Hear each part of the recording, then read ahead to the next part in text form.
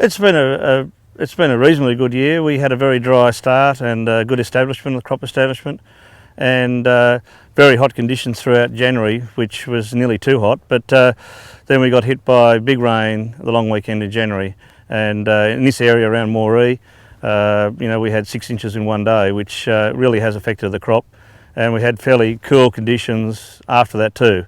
But otherwise, the crop at the moment looks pretty good. I would say it's an average crop, and we're only just starting into the pick now. We're probably only a week into a pick that might last 6 weeks.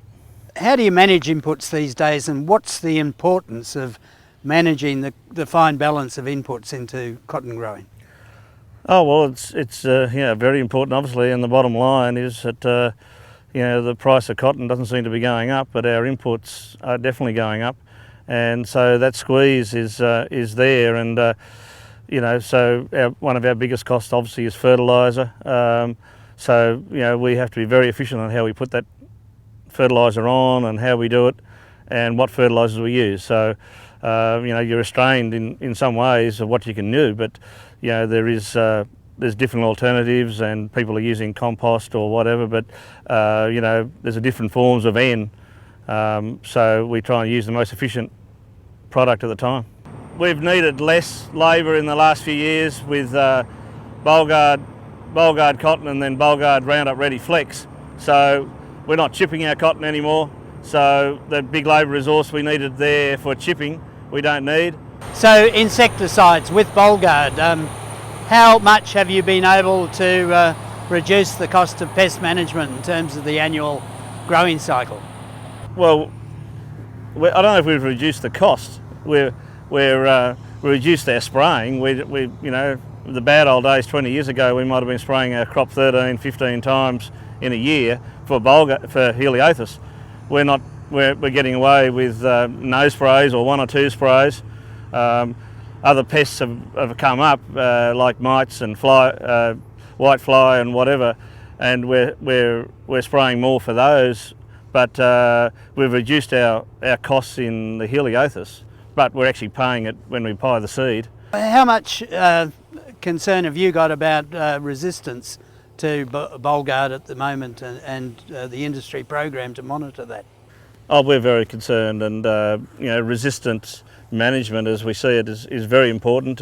We see around the world that we get great products, and we've had this history over the years that we get great products, and then us farmers overuse them, and we get resistance. Resistant management is very important, and I think in Australia we're doing it pretty well at the moment. Contamination in cotton crops has been a bit of an issue, like it has been in the wool industry in the past.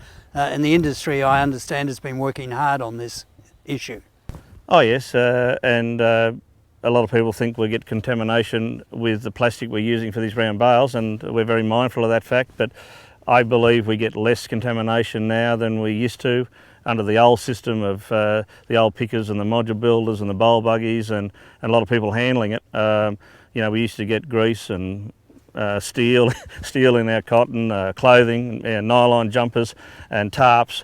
So I think we've got to be mindful that we have got a lot of plastic around, and when it goes to the gin, that we keep the plastic away from the cotton. But the gins are doing a very good job, and we've been going now for 5 or 6 years, and we really haven't had any evidence that there's plastic getting into our cotton. What is harvest year 2014 going to be like? Well, things are looking up because we've got water, and water is our limiting resource in all these valleys, and so with Copeton Dam at 75% full in this valley, we've probably got 2 years of cotton growing at full acreage. But the limiting side of that is the cotton price. It's not good. We believe sustainably we need prices around $500 a bale. $400 doesn't really cut it, and all our costs are increasing. Fertilisers increasing, and the insecticides, or the cost of the licence to grow Bollgard cotton is still fairly high relatively in the world. So maybe that needs to be reduced, because we really need to be efficient on the world scale.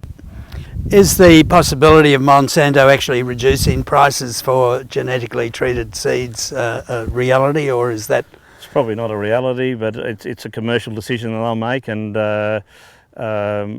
they'll charge whatever that we can afford to pay, I dare say. But if we start going under, I dare say they might bring their price down a bit.